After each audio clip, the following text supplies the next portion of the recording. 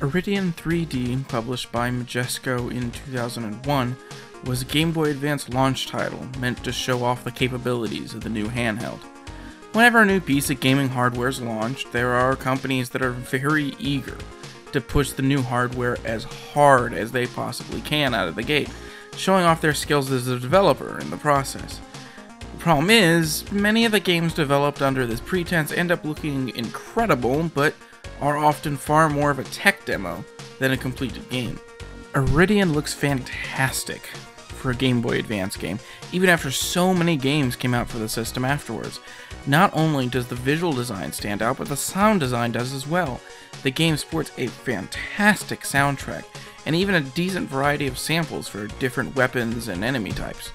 Of course, a game is not only its aesthetics. As soon as you start playing Iridion, the cracks immediately begin to show.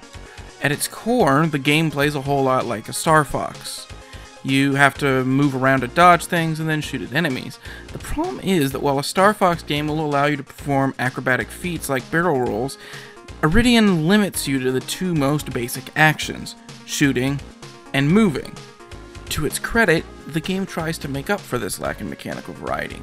As the game goes on, more enemies become bullet sponges, and more shit is thrown at you to dodge.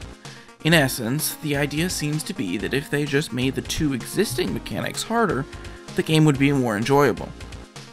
Instead, they make the game frustrating, especially when it begins to become difficult to discern the difference between objects in the foreground and visually identical objects in the background.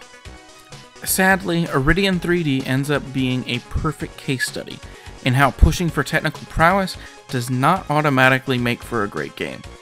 Your game can be extremely impressive technologically, but if there's no gameplay to back it up, no one is going to enjoy the act of actually playing your game. If you'd like to find out if an old game from your childhood has stood the test of time, leave a comment below or send me a message. If you like what I'm doing, don't forget to like and subscribe. Thanks for watching, and I'll see you next week.